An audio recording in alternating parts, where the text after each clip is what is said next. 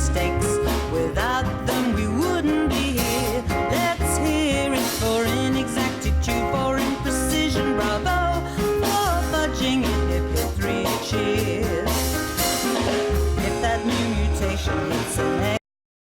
1-0. It's 0. We're at ground zero. Oh, good. We're this, here, now, nowhere. Take a deep breath. I'm Edgar Snowden. You know my more famous brother, Ed, who's not here because he can't be. He'd be arrested, my brother Ed. But well, he should be, for what he did to me when we were just young.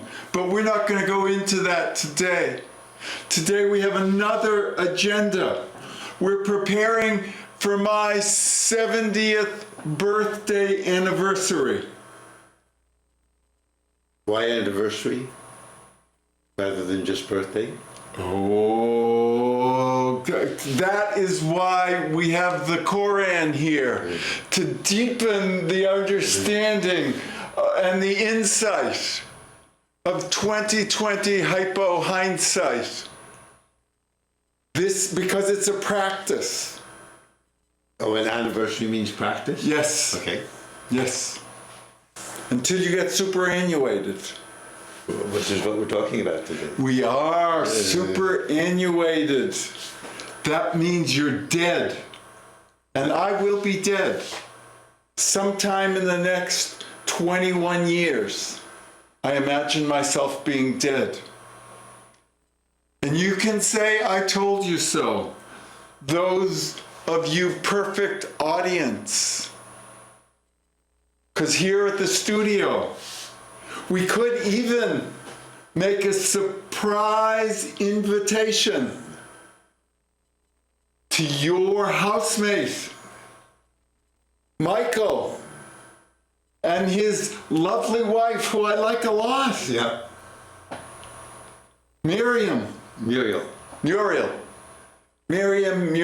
Yeah. From the Bible. It could be that it comes from... Oh, I thought you knew what every name meant. No, thank you.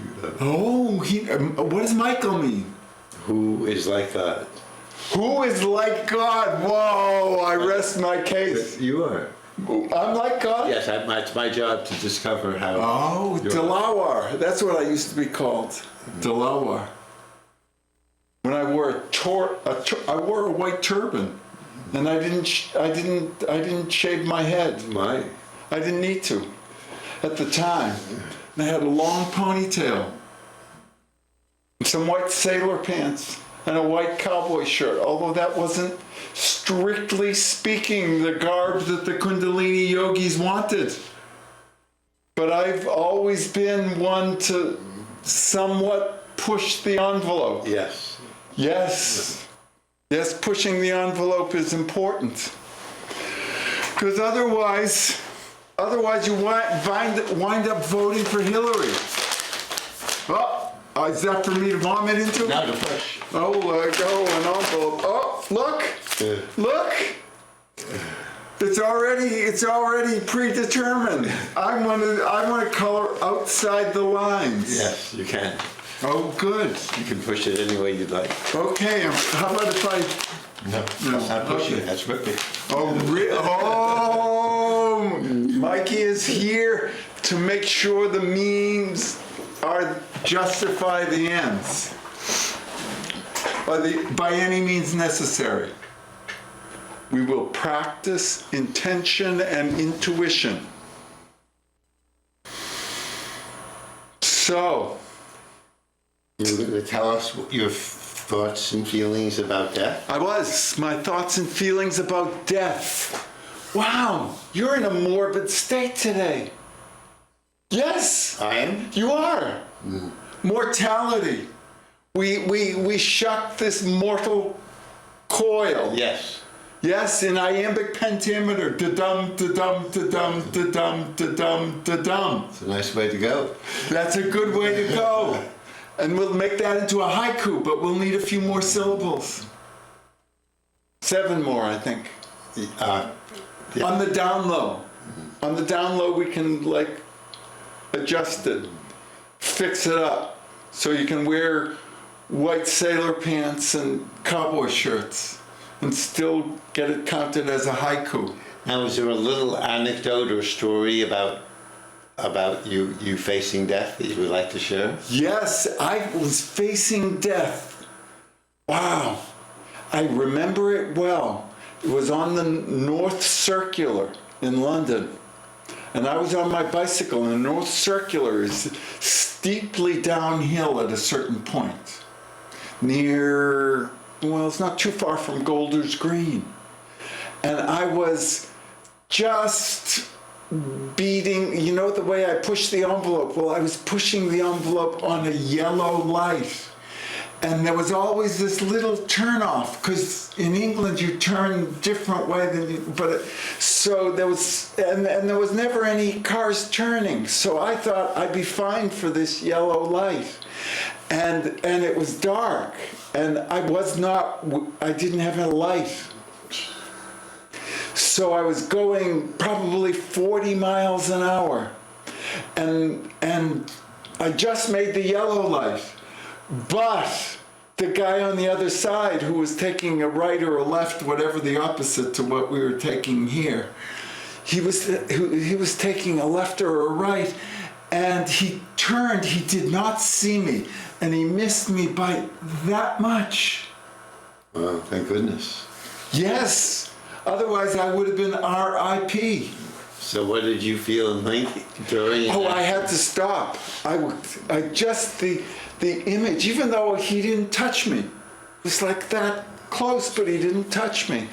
I just got off my bike, and I just that was the first time I took a deep breath. Wow. Yes. And it helped.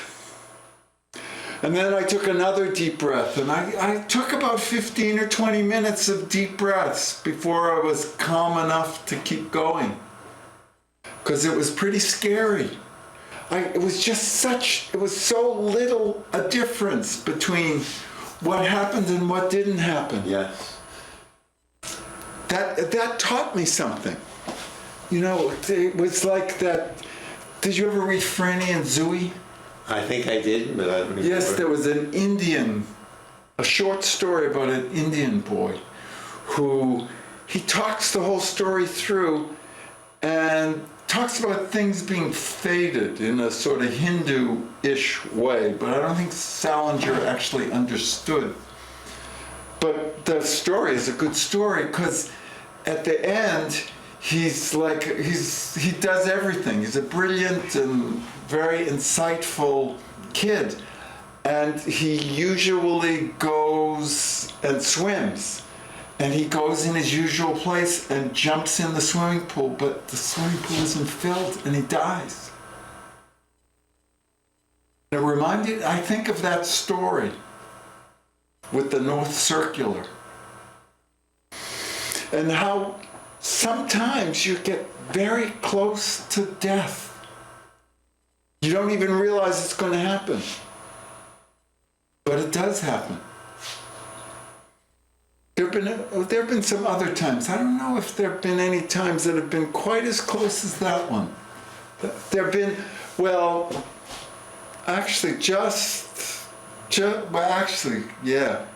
On Dorchester Avenue, there was a car. Dorchester Avenue is a very congested avenue. And there was a guy kind of trying to cut across and take a left. And he looked at me, and I thought he shook his head, you know, like people do when they go ahead. And so I shook my head to acknowledge that I was shaking his head and giving me the chance to go. But then he pulled ahead, and I went up over the bike and over onto the hood. That was close. Yeah. That was close. And did not get hurt. No, actually, luckily I didn't get hurt. Oh. And another time, also on Dorchester Ave, closer to 1207 Dorchester Ave, it's like a person opened the door to the street the driving side, and I went straight into the door. Wow. And fell down and banged my head and threw out this joint. It was like when when you get a joint dislocated, it was like that. And I had to go to the hospital. But I don't think there's any difference. I think I'm still the way I was. Although I can't quite remember the way I was, and I might be different from the way I was. Although I am a lot different from how I was at Woodstock. So when you think of these events now, this afternoon, what are your thinkings and feelings now about them in relation to death? Well, I'm grateful that the rest was gravy. Yeah. Yes. Oh, another time, I remember when I was really depressed and thinking, I want to kill myself, but I didn't have the courage to kill myself. And I thought of myself then about, I was such a low level that I thought, well, how could I define success in a way that was appropriate to my then current circumstances? And I did. I decided that my life would be a success if I didn't die of my own hand. Wow. And I think it's going to happen. I think I'm going to succeed. It looks better than it did then. Yes. You look happy today. I am, actually. Because I spoke to my I read TPP, that's Tantric Practice Partner. Yeah. And I was married once. Yes, I know. But that wasn't, that was what it was. Yes. That was part of the practice. And I did it, and continue to do it, because we had a child who's a good kid. Who also has but that's another story.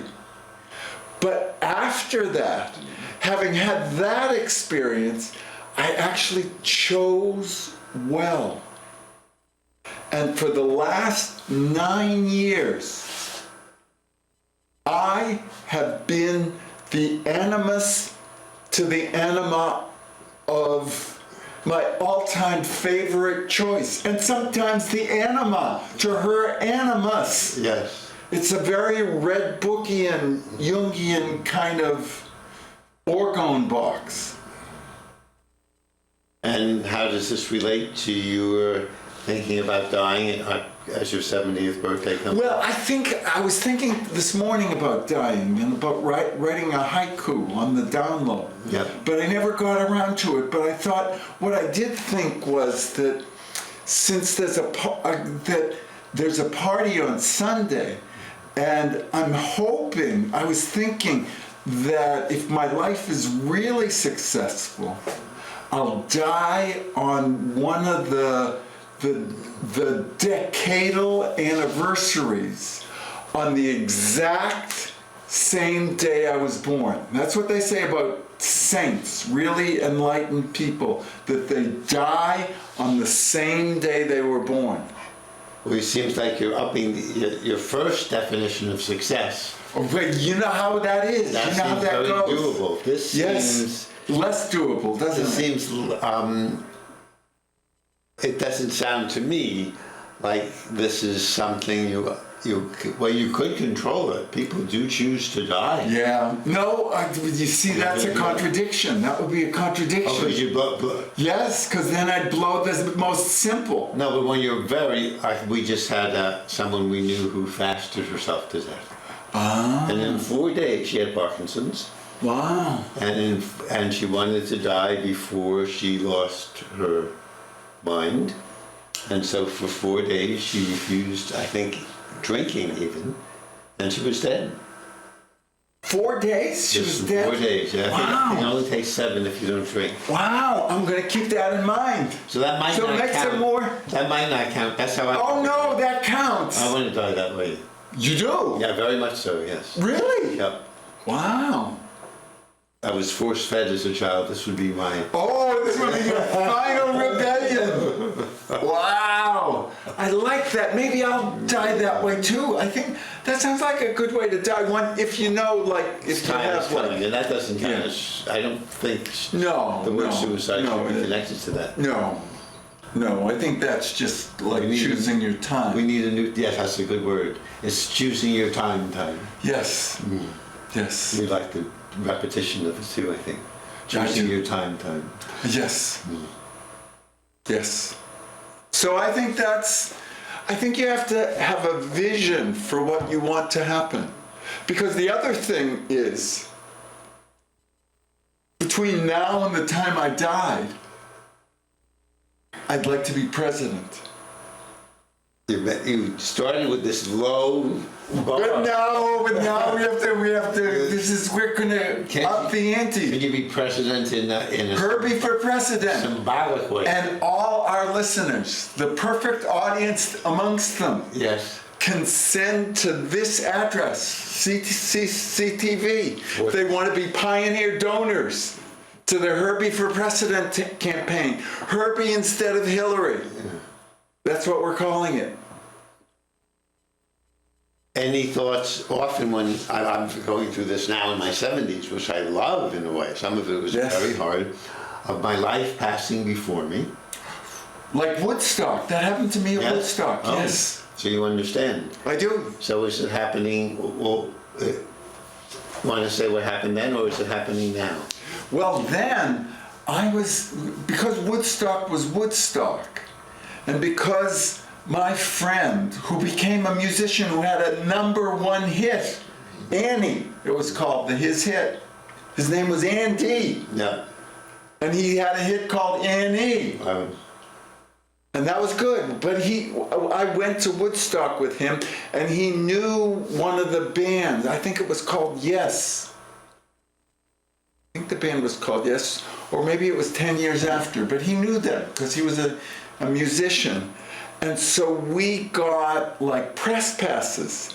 So I remember it well. On the night that the band, which was my favorite group after music from Big Pink, I thought that when I drank the Kool-Aid, because there was Kool-Aid that was on offer.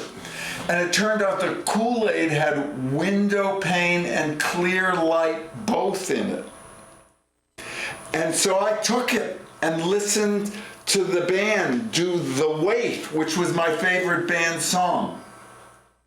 I pulled into Nazareth, I was feeling about half past dead. That's how it starts. Only they do it a little better than I do. But I can like harmonize and sing along with them as I did. Yeah. And me and the band were singing that song together. And I looked out on these million people and I thought, the world is a better place than I thought it was. And everything's going to turn out all right. And I thought, at the time, what?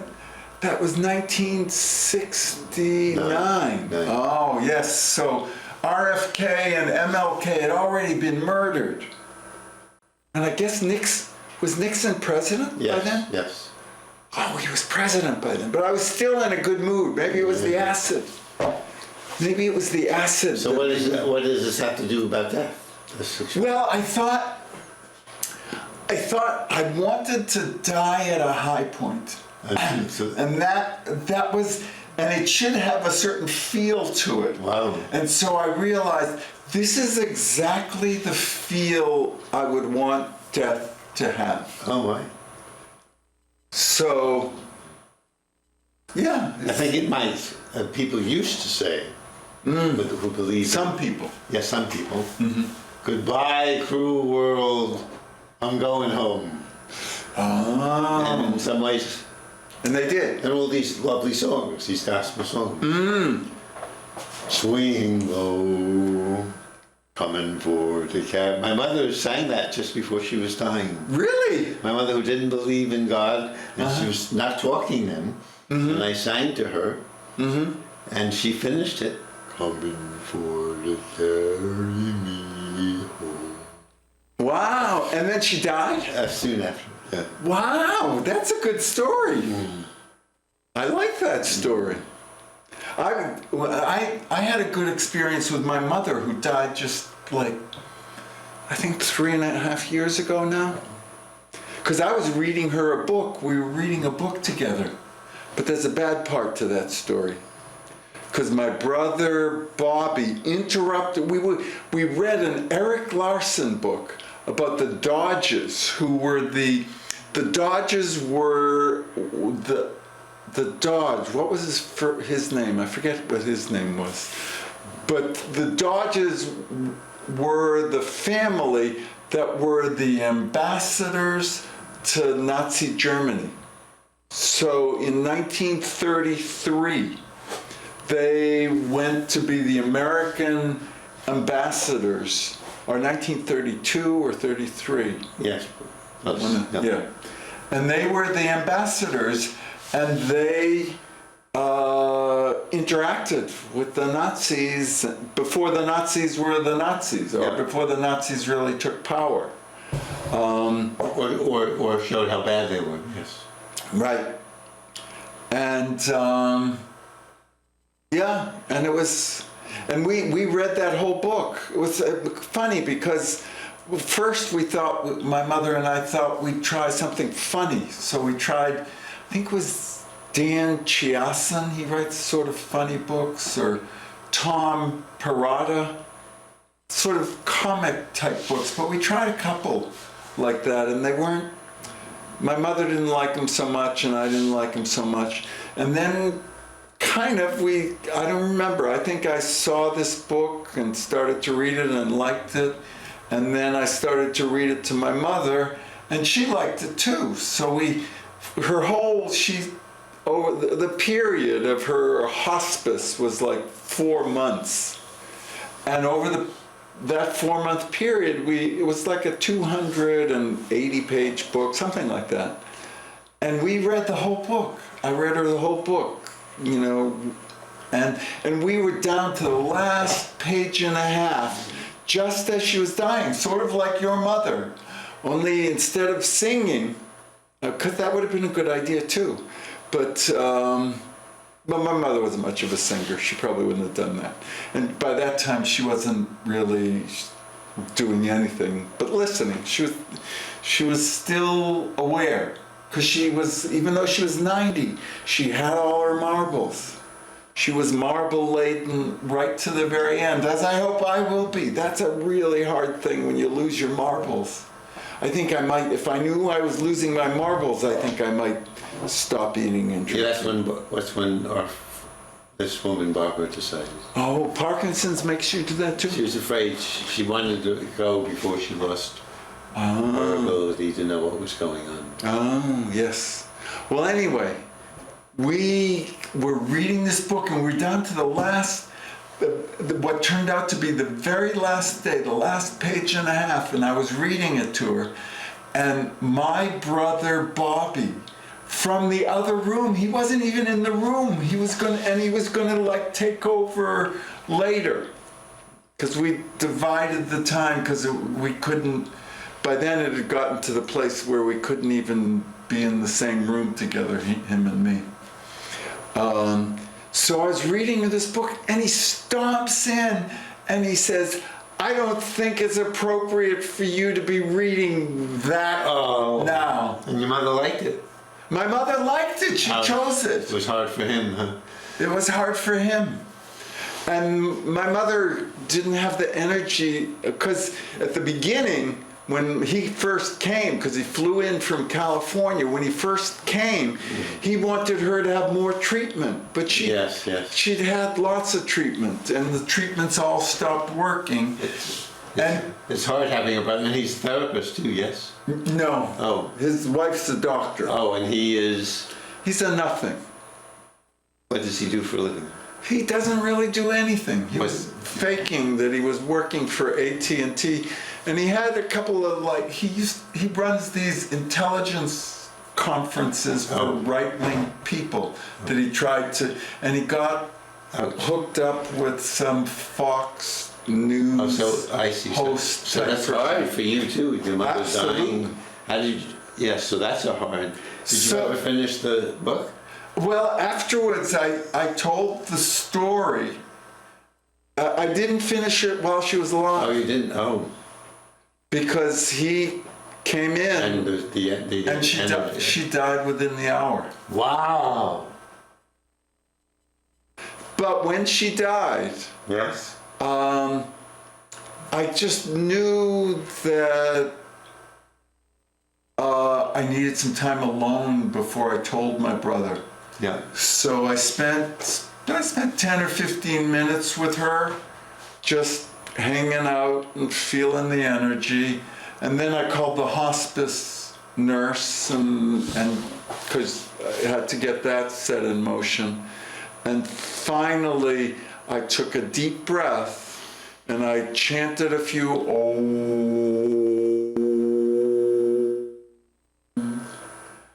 and I went out and told my brother. Oh. And when you feel, what do you feel like